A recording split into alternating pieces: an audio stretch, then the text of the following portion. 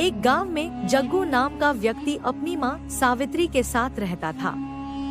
जग्गू के भूलने की आदत के कारण गांव के सभी लोग उसे झंडू राम कहकर बुलाया करते थे। दोपहर के 1 बज चुके थे और जग्गू अभी तक सो रहा था तो जग्गू की मां गुस्सा होकर जग्गू के पास आकर बोलती है, अरे महाराज जी, कब तक सोते ही रहोगे? काम पर नहीं जाना क्या? सुबह से उठाने की कोशिश कर रही हूँ लेकिन तुम्हारी नींद है जो खुलती नहीं है। सावित्री के चिल्लाने की वजह से जग्गू की नींद खुल जाती है और वो हड़बड़ा हुआ उठकर इधर उधर देखने लगता है। अरे नालायक, ऐसे क्या देख रहा है तू? तेरे ही घर में बैठा है। अरे माँ, वो सब तो ठीक है लेकिन मैं कहाँ हूँ? अरे गधे, जाहिर सी बात है तू कल रात तेरे ही घर में सोया था। तेरे ही घर में उठेगा ना, जंगल में थोड़ी ना उठेगा। अरे अरे, याद आया, यह तो मेरा ही घर है।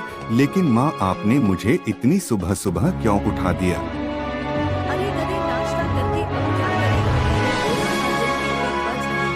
अब नाश्ते को छोड़ चुपचाप खाना खा ले। फिर जग्गू तैयार होकर खाना खाने बैठ गया लेकिन खाने को देखकर उसका मन खराब हो गया। अरे माँ, मैंने आपसे कितनी बार बोला है, मुझे दिन में आलू का भरता बिल्कुल भी पसंद नहीं है। मैंने आपसे बैंगन का भरता बनाने को कहा था। अरे अरे नालायक, यह क्या बोले जा रहा है? तेरी नींद अभी तक उड़ी नहीं क्या? ठीक से आंखें खोल कर देख, यह बैंगन का ही भरता है और तुझे तो आलू के भरते से ये सोच जाती है ना। अरे अरे माँ, मुझे माफ करना, मैं फिर से भूल गया था। जमींदार साहब, मुझे माफ करना, मैं कल से सुबह 9 बजे ही आ जाऊंगा। नालायक गधे, तेरा क्या होगा? तू अभी खाना खा रहा है तो तू अपने घर में ही बैठा होगा ना। ये जमींदार बीच में कहाँ से आ गया? तू अपने घर में ही है। जब जमींदार की यहाँ जाए तो अपनी गलती की माफी वहाँ जाकर मांगना, यहाँ नहीं। और अब ज्यादा बकवास मत कर, चुपचाप खाना खा और कल से जल्दी से काम पर चला जाना वरना तू मेरे हाथों से पिट जाएगा।